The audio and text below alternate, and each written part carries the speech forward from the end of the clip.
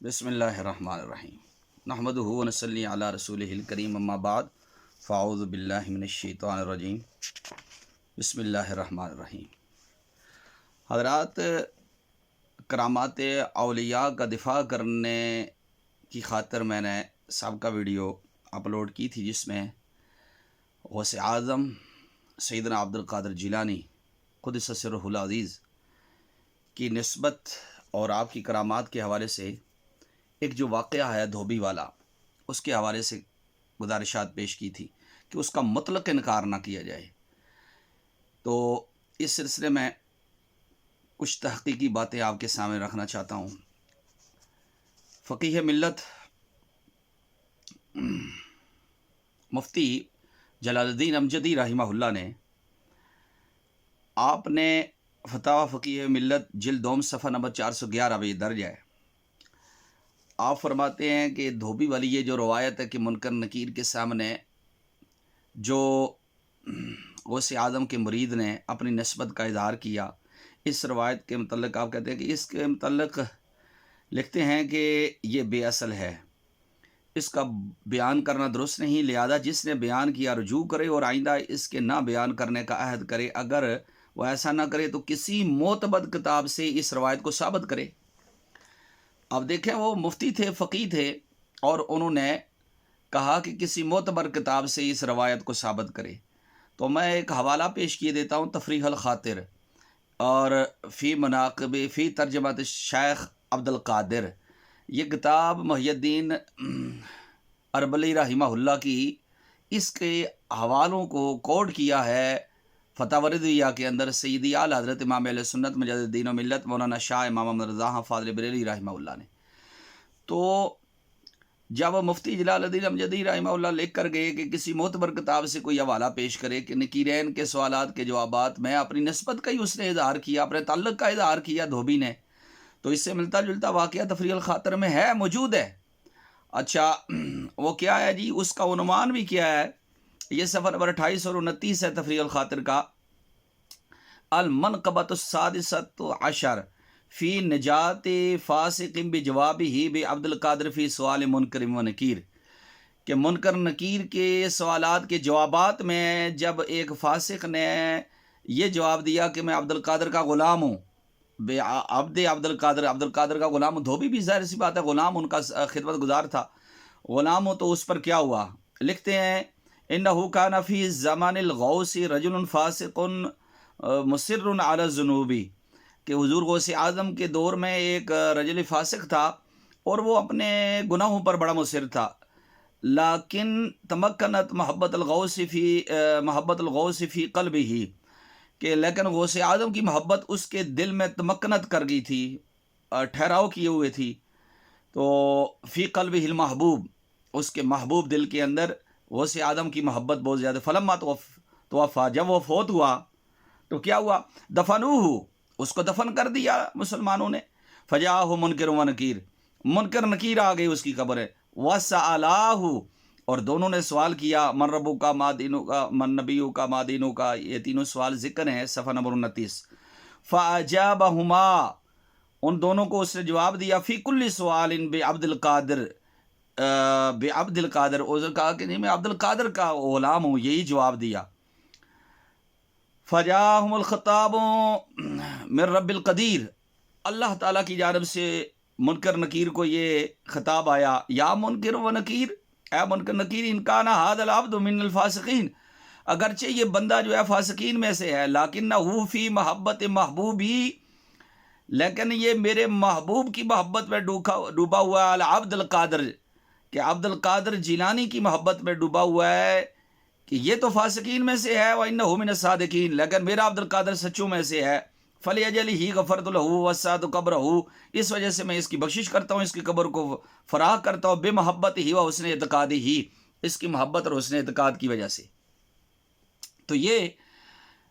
معتمد کتاب کا حوالہ تو آ گیا، معتمد عند اہل سنت و جماعت، اہل سنت و جماعت کے نزدیک، ورنہ بہجت الاسرار ہو، قلائد الجوار ہو، اور زبدۃ الاثار ہو، شیخ واقع کی کوئی بھی ہو، تو معاندین کے نزدیک تو کوئی بھی معتمد نہیں ہے نا، انہوں نے تو کرامات اولیاء کو ماننا نہیں ہے۔ میرا خطاب اہل سنت سے ہے، جو اس روایت کا مطلقاً انکار کر کے اور بھی آپ دیکھیں وہ کس طرح حملہ ویڈیو بنائی جا رہی ہیں بھائی، اور وہ اسپائڈر مین والی ویڈیو بنائی جا رہی ہیں، اور وہ جو رضا ثاقب مصطفی صاحب نے خطاب کے دوران کہا اس کے اوپر میمز بنائی جا رہی ہیں کہ تو از شبارہ میں آئی مانز بخارا میں آیم، اس کے اوپر تو یہ جو واقعہ ہے یہ تفریح الخاطر کے اندر ذکر ہے کہ اس نے منکر نکیر کے سامنے جواب یہی دیا کہ میں عبد القادر جیلانی کا غلام ہوں، تو پھر اللہ تعالیٰ کی جانب سے جواب آیا، اور اس پر دیکھیں اس کے اوپر کہ منکر نکیر کے سامنے اب کسی یہ بھی یاد رہے کہ ملائکہ کے ساتھ، ملائکہ میں سے کچھ رسل ملائکہ جو ہیں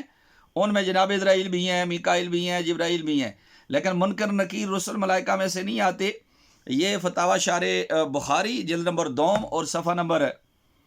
127 پر درج ہے۔ عوام کے ذہنوں میں یہ ہے کہ تمام فرشتے تمام انسانوں سے افضل ہیں۔ اہل سنت کا متفقہ عقیدہ یہ ہے کہ نوع بشر نوع میں ملائکہ سے افضل ہے، اور خواص بشر خواص ملائکہ سے افضل ہیں۔ خواص بشر خواص ملائکہ، خواص بشر کون؟ یعنی انبیاء کرام، رسول ملائکہ سے افضل ہیں، اور رسول ملائکہ انبیاء کرام کے علاوہ بقیہ تمام انسانوں سے افضل بشمول غوث آدم، اور امت کے خواص عامہ ملائکہ سے افضل، نکیرین رسول ملائکہ میں نہیں، منکر نکیر رسول ملائکہ میں نہیں ہے، اور سرکار غوث آدم رضی اللہ تعالیٰ عنہ انبیاء کرام صحابہ اعظام اور تابعین کے علاوہ بقیہ تمام انسانوں سے افضل۔ اس کا مقتضا یہ ہے کہ وہ نکیرین سے بھی افضل ہیں۔ وہ خود فرماتے ہیں کچھ انسانوں کے شیخ ہیں، کچھ جنوں کے، کچھ فرشتوں کے، وانا شیخ الکل۔ یہ ہے صفحہ نمبر 127 فتاوی شارح بخاری، اور اس میں امام عبد الوہاب شعرانی رحمہ اللہ میزان الشریعت الکبریٰ کے حوالے سے لکھتے ہیں، آپ فرماتے ہیں کہ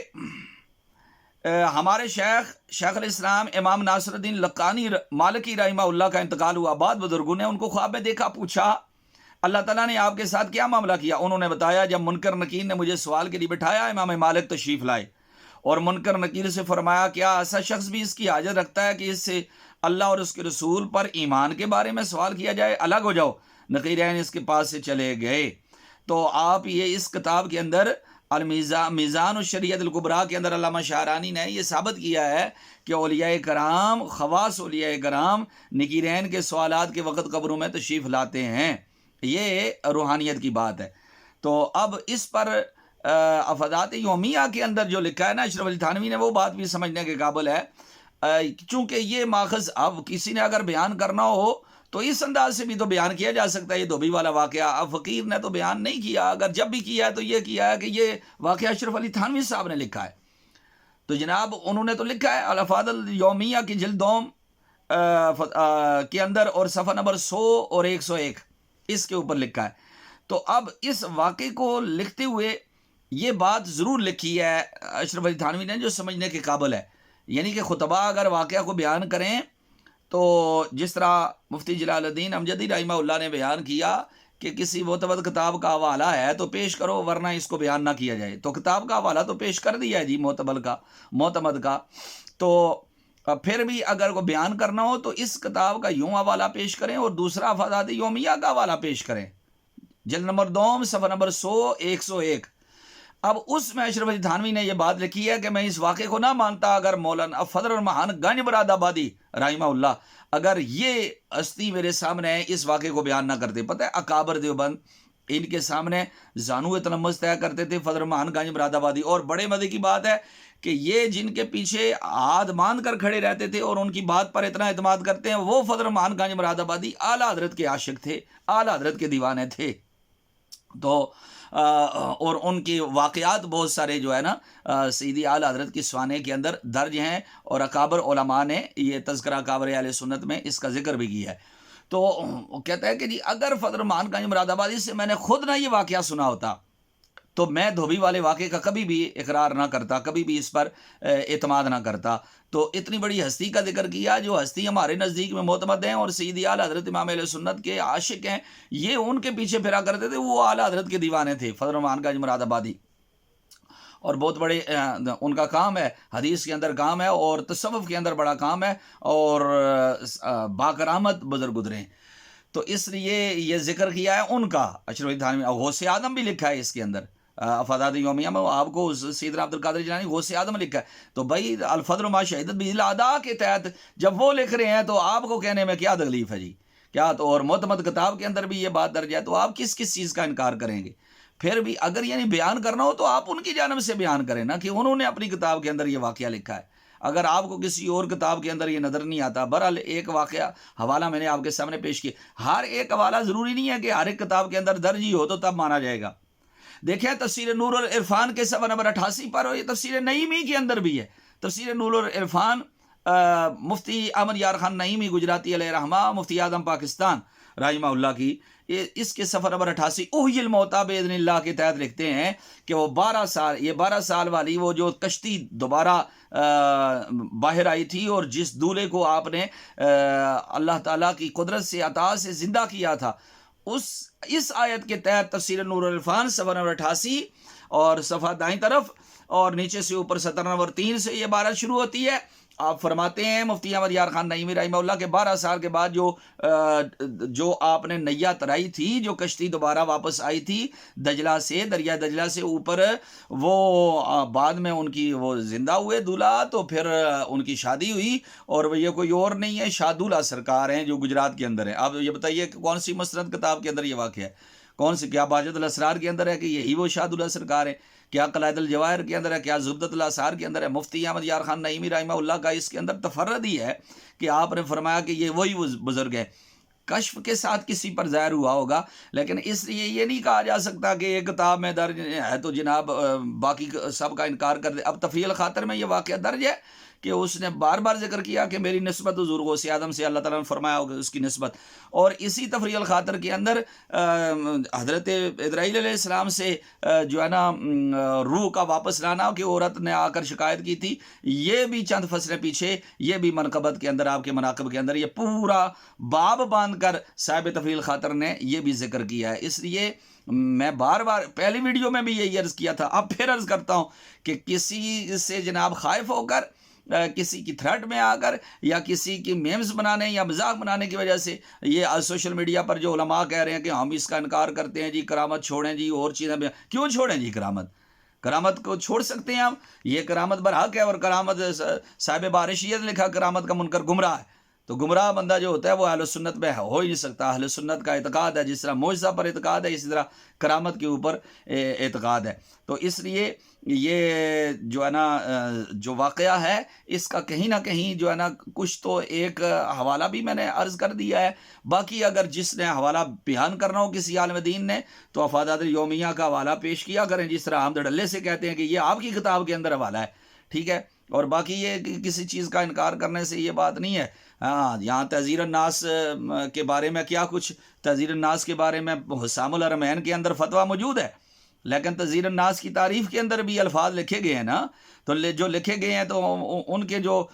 شاگرد ہیں وہ مفتی شیخ الحدیث اور شیخ التفسیر سب کچھ ان کا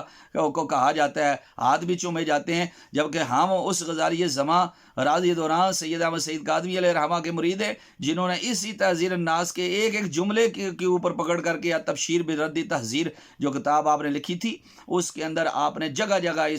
اس کے ہر عبارت کے اندر ہر ایک مقام کے اوپر، یہاں تک کہ پنڈی کے ایک صاحب کو ہم نے دیکھا کہ وہ تعریف کر رہے تھے کہ یہ جملہ تو کسی سننے نے لکھا کہ جو تحذیر الناس کے اندر نانوتوی نے لکھا ہے، تو اس جملے کے اوپر پکڑ بھی میرے حضور غزالی زماں نے کی تھی کہ یہ بھی جملہ غلط ہے، یہ بھی شریعت کی گرفت کے اندر آتا ہے. اس لیے حضور سیدنا عبد القادر جیلانی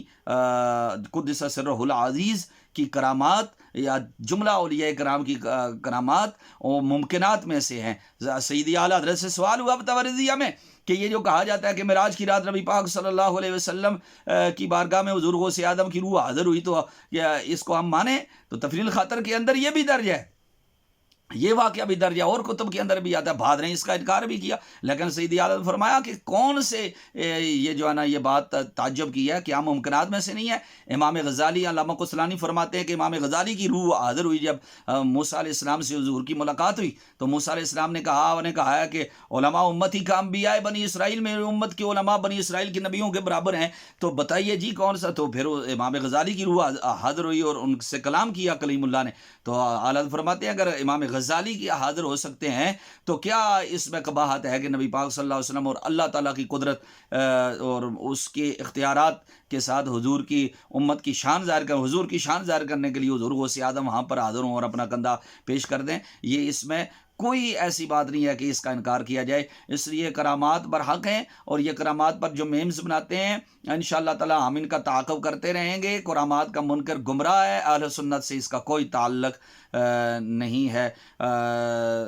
فقیروں کے مشکل کشا غوث اعظم، اسیروں کے حاجت روا غوث اعظم، تیرے ہاتھ میں نے دیا ہے، تیرے ہاتھ ہے لاج۔